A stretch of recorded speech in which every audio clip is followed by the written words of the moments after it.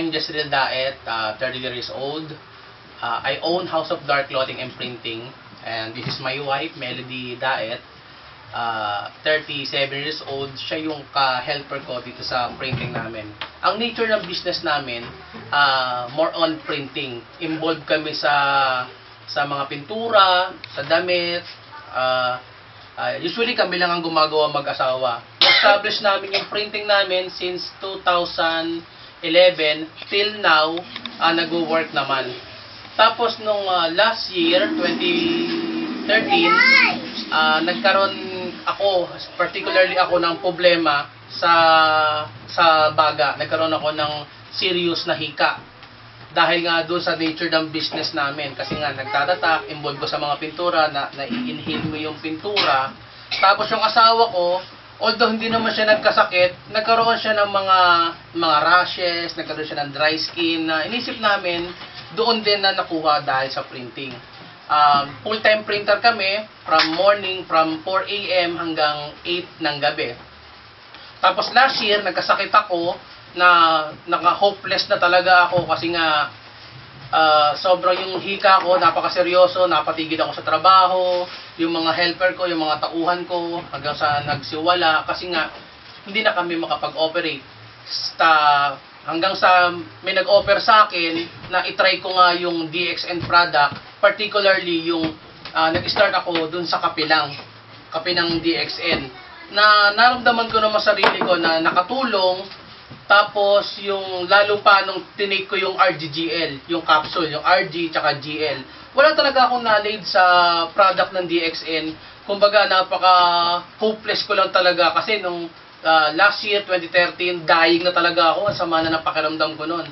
Hanggang sa may nag-offer nga sa akin ng RGGL na tinake ko, hanggang ngayon tinitake ko. Ang masasabi ko sa produkto, dagdag lakas. Hindi na bumabalik yung sakit ko. Tapos yung pagod, hindi ka masyadong makakaramdam ng pagod. Tapos yung sasakit ko, nahika,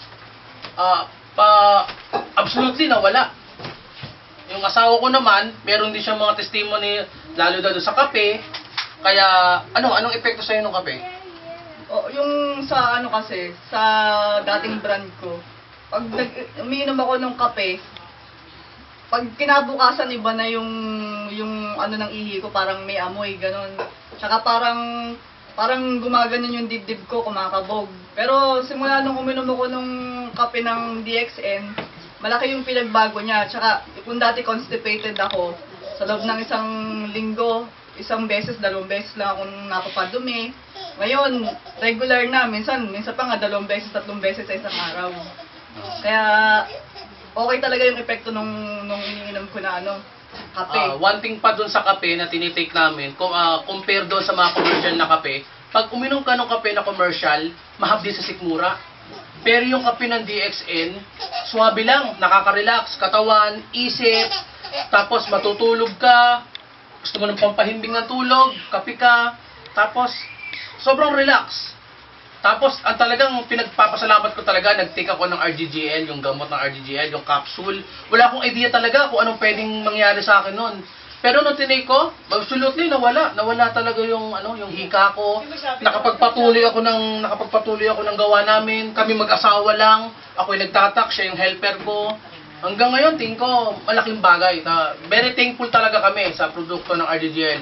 Actually, sa ngayon, yung mga anak ko, dahil nga proven na yung product ng DXN, bumili na rin kami nung parang tsokolate na produkto ng parang counter sa bata. Yung tsokolate na tinitimpla, pinatitake ko sa mga bata.